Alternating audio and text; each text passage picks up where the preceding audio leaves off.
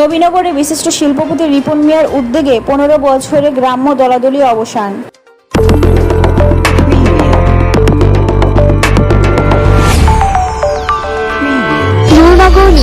সময়ের সাথে সত্যের পথে। ব্রাহ্মণবাড়িয়ার নবীনগর উপজেলার কাইতলা উত্তর ইউনিয়ন কোনাউর গ্রামে তুচ্ছ ঘটনাকে কেন্দ্র করে রহিম মহাজন ও ফোরকান মহাজন দুই গ্রুপের মধ্যে দীর্ঘদিন প্রায় 15 বছর ধরে দুই পক্ষের দ্বন্দ্ব ছিল।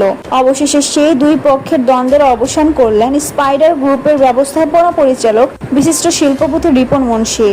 শুক্রবার 20 সেপ্টেম্বর সকালে বিশিষ্ট শিল্পপতি রিপন মুন্সির বাড়িতে সালিশি বৈঠকে এই দ্বন্দ্বের অবসান ঘটে। এ সময় সালিশি বৈঠকে সভাপতিত্ব করেন কাইতলা উত্তর ইউনিয়নের সাবেক চেয়ারম্যান আবুল খায়ের। আহ্বায়ক ছিলেন বিশিষ্ট শিল্পপতি রিপন মুন্সি।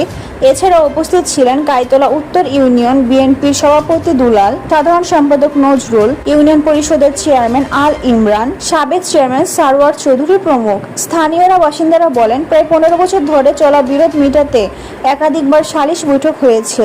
আজ একটি সুষ্ঠু সমাধান করে দেওয়া হয়েছে। আশা রাখি ভবিষ্যতে তারা আর দ্বন্দ্ব সংঘাতে জড়াবেন না। আমরা আর বিরোধ চাই না, সবাই শান্তিতে বসবাস করতে চাই। এ বিষয়ে বিশিষ্ট শিল্পপতি রিপন মুন্সি বলেন, গ্রামবাসী শপথ করেছেন দ্বন্দ্বের অবসান ঘটিয়ে শান্তিপূর্ণভাবে বসবাস করবেন। বিবাদবান দুই পক্ষকে মিলিয়ে দেওয়া হয়েছে।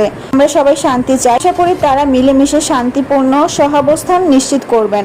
আর সংঘাত নয়, মিলেমিশে থাকবেন বলে প্রতিশ্রুতি দিয়েছেন দুই পক্ষই। আমি আশা করব আজকের পর থেকে কাইতলা উত্তর কোনাপুর গ্রামে কোনো দল থাকবে না, কোনো দাঙ্গা হাঙ্গামা থাকবে না, কেউ কাউকে দাওয়াত দেব না, দাওয়াত দেব এমন হবে না।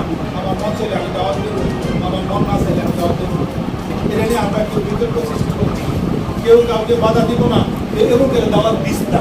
আমি আশা করি কোনাপুর গ্রামে আজকের পর থেকে কোনো বিবাদ থাকবে না। আমরা সবাই ভাই ভাই হয়ে থাকবো। কেউ গ্রামে আসবে, কেউ গ্রামে আসবে না, এটা হইতে পারবে না। আমরা কাউকে গ্রামে আসতে বাধা দিব না। আর যারা গ্রামে বসবাস করতেছে, যারা বাইরে থেকে, আমরা কিন্তু মেহমান বাইরে থেকে আসি।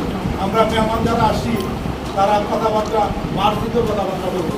আমরা যারা শহর থেকে আসি, গ্রামে যারা বসবাস করে তাদেরকে যেন একটু মূল্যায়ন করি। আমরা কারো সম্বন্ধে কি কথাবার্তা যেন গ্রামে হাইটা হাইটা না বলি। কথা কি ঠিক আছে নি? তাহলে কি আমি আশা করতে পারি না আজকের পর থেকে কোনো গ্রামে কোনো বিবাদ থাকবে না?